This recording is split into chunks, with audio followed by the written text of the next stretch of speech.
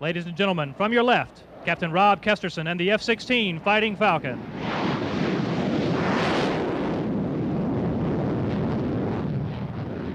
The F-16 has been a part of the United States Air Force for more than a decade.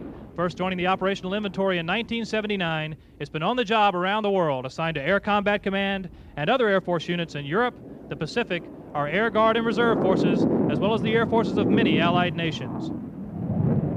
I'm Captain Rob Kesterson from Shaw Air Force Base in South Carolina. The F-16s we have are 1990 models, F-16Cs, Block 42s. So these are some of the newer F-16s in the Air Force inventory.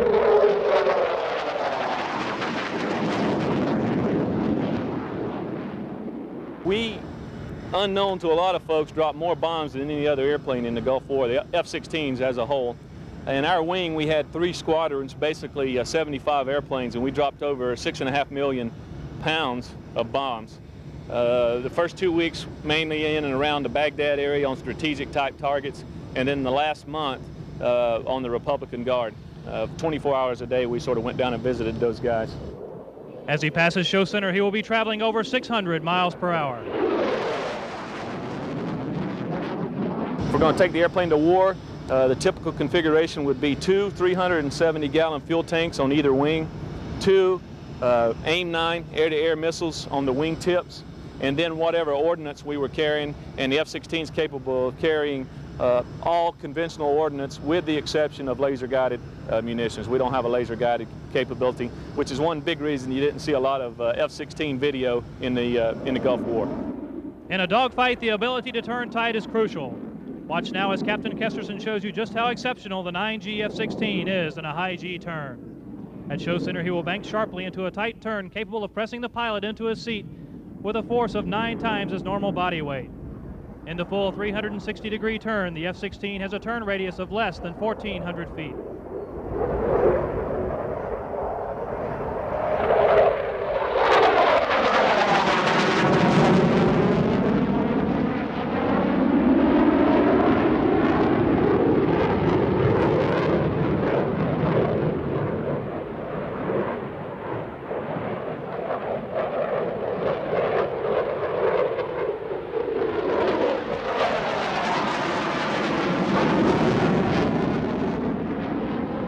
It's that kind of maneuverability that gives the F-16 its reputation as the most maneuverable fighter in the world today.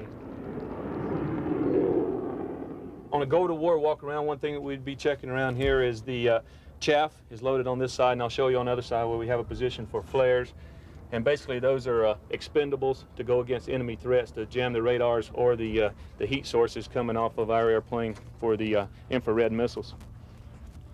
On the back of the airplane, these are just static dischargers, basically lightning rods. The airplane builds up when you're flying through clouds a tremendous amount of static electricity, and this just makes sure that it's disposed of properly. Speed brake, you'll see this on the show today. This is what slows us down when we're flying. Obviously, you can't use the wheel brakes. So these things come out as you're flying, create a whole tremendous amount of drag, and that's what slows us down. Captain Kesterson has lowered the landing gear to prepare for a slow-speed pass. While the F-16 can fly at more than twice the speed of sound, low-speed controllability is just as important to those who fly it. As Captain Kesterson approaches Show Center, notice the paint scheme of the Fighting Falcon. It's an all-purpose camouflage specially designed to make the jet more difficult to spot in conditions ranging from bright sky to dull overcast.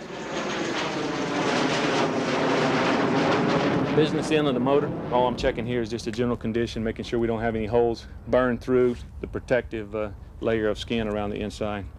Other side of the speed brake, obviously if only one side came out there, it would create a roll in the aircraft, so when these come out, they come out symmetrically, and that keeps the airplane from slowing down, from rolling while you're slowing down. Again, on the other side, chaff and flare modules go here.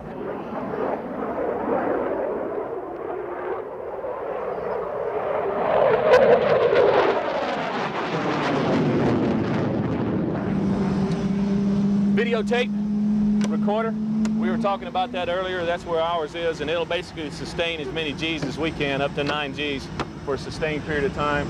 And then our 20-millimeter cannon, 6,000 rounds a minute, and we carry about 500 rounds on the airplane, which basically gives us about 5 seconds of gun. It did a great job for us in the war.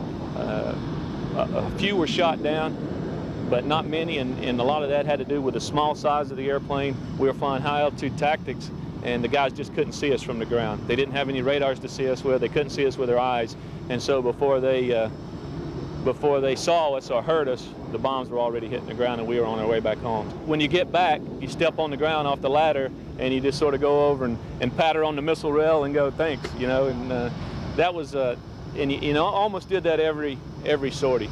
The neat thing about the F-16 is it fits like a glove, you know, and that's exactly the way the cockpit is. It's very compact. The way you sit in the airplane, unconventionally, and it's just very, very comfortable airplane to fly. When our squadron deployed to the Gulf, it was 17 and a half hours straight. So obviously it had to be pretty comfortable to keep guys alive for 17 and a half hours in the airplane. Seat's good, G-suit's good, trim's good, HUD's set.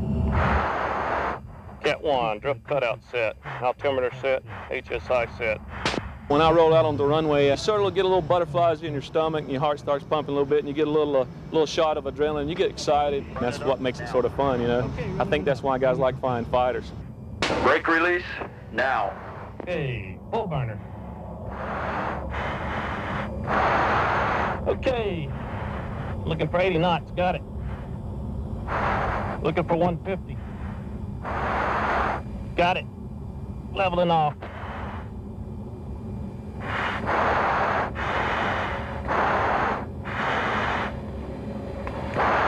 Gear lights out, and up we go.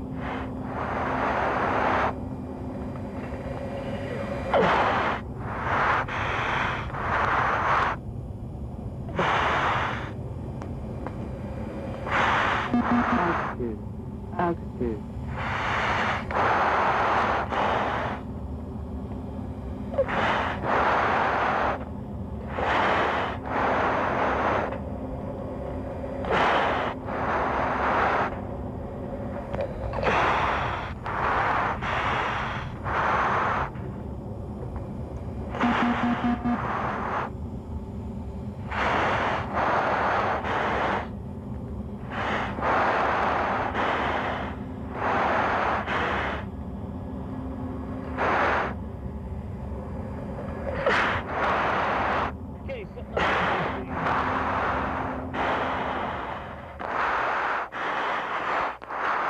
Still going. Setting up for the triple.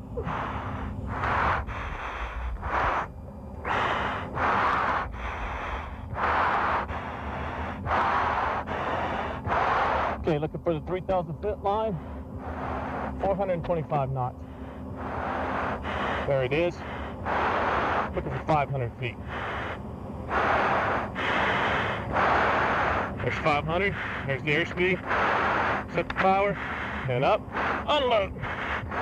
1, 2, 3.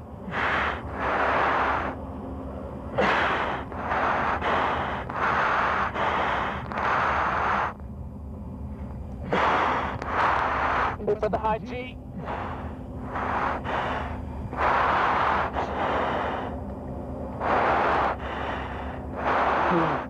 Pull up.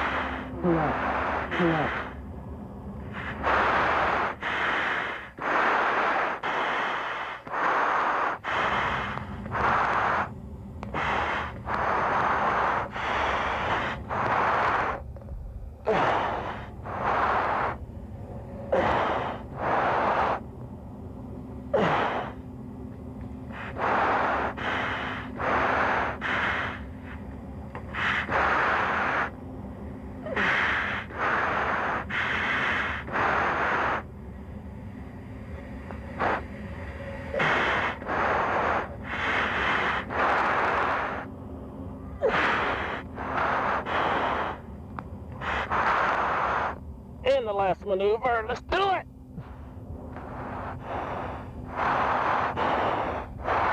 All right. Pull up.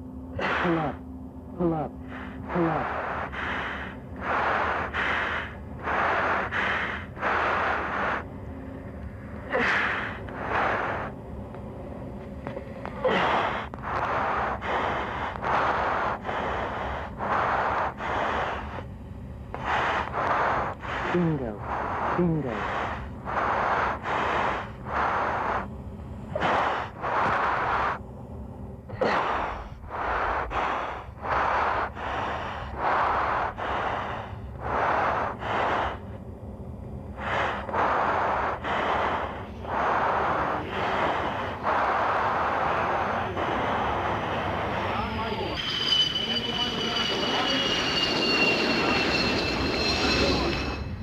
I think folks really enjoy the show, and I remember one older lady in Richmond, Virginia, just after the war was over, and that was great. She called me over to the crowd line, the ropes, and basically all she could say is "God bless you," you know, for flying this airplane. And I was going, well, that's the first time I've heard that, but it was sort of a neat feeling to realize that people appreciate what we're doing, you know.